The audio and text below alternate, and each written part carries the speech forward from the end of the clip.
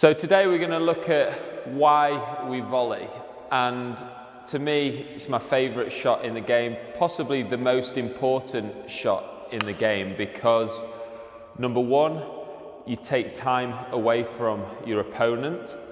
Number two, you try to avoid getting stuck in the back corners, which is a common problem, especially for beginner players. And thirdly, you spend as much time as possible exactly where I'm standing now, as close to the tee as possible, and that way you've got less ground to cover on the court. It's a great way to try and control the court, control the ball at whatever standard you are. It's something that might be a conscious effort when you're a beginner. You might have to think about it more and more and more, because there's lots and lots of volleying opportunities that beginner players miss, right the way through to intermediate, and then at advanced level, can you take that into more of an attacking mode and sniff out those opportunities that are harder sought at elite level.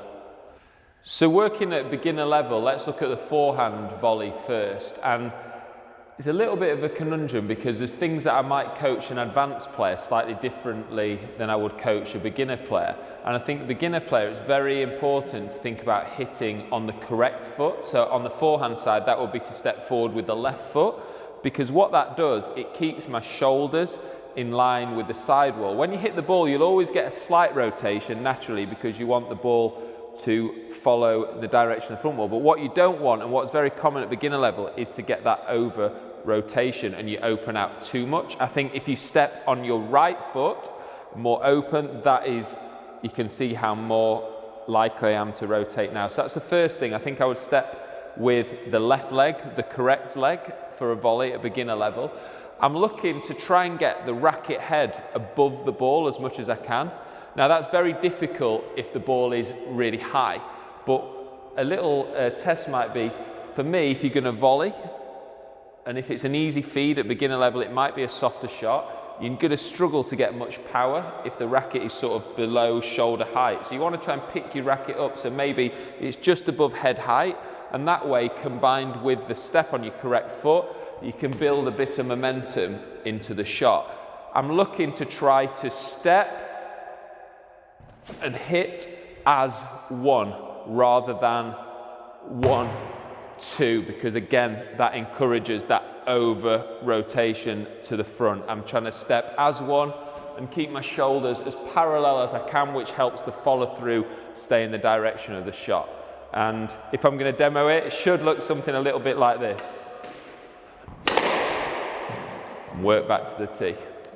So I've got a few progressions here for some solo practices that you can do, particularly on the volley for beginners. And before I start, I just want to re-emphasize, anyone who's heard me talk about squash have heard this 100 times, but solo practice. Unique thing in squash really when you compare to other racket sports, you don't need 100 balls. The ball's always coming back to you. You can be on your own in the court and you can practice on your own. Great way to improve whatever shot it is, whatever standard you are. You know, even put your music on and practice away. You know, you can lose hours and really improve that way. So particularly on the volley, we're going to go at 3 stages. So the first one is going to be ball in the hand. So what better way to practice all those elements where you're in complete control of everything. There's no feed, there's no coach. You literally just throw in the ball and practicing your shot. You can change the angle, so I'll step into one, play a drive. You know, obviously change sides. We're just demonstrating the forehand on this one. I'm going to play more of attacking drive. I'm in complete control of everything, and I'm really trying to exaggerate the step and the hit together on that, and practice every shot I can, really exaggerating that follow through. It's a lovely way. Take your time in between each shot. If you go to the driving range at golf, you don't want to just hit 1,000 balls. Take your time, reset, get back to the tee in between each shot, and make sure you're developing good habits. You're not just hitting 1,000 balls and you're losing that quality. Okay, so that's the first one, the ball in the hand. Second one, if you get confident with that, throw it up against the sidewall. So again, I can start here, throw it up, and can I practice having thrown that ball on the sidewall? A little bit more dynamic, this one, so I can play a volley drop. So again, trying to time that step and hit together with a slightly more difficult feed on that one. You could change the height, so I could try one a bit higher for the volley drop, for example. So you're getting, again, those good habits. The next level is, can you feed it to yourself and hit? So I'm going to then hit it to the front wall and then step into the shot. So to start with, I might do just a few individual shots. So that was a drive, and then volley drop. That was a good one for me, that one. Shame we've not got a camera on the other side. And then lastly, can I do a few continuously? So I can start here. I'm staying nice on my toes.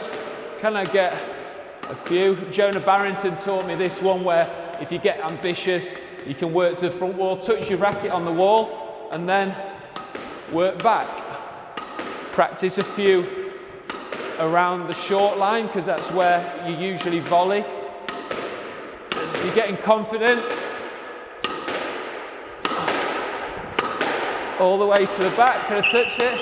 Oh, and I messed it up before I went to the front. But you can go backwards and forwards on that one, and that's a bit of an ambitious drill, but hopefully one you can practice as you get better.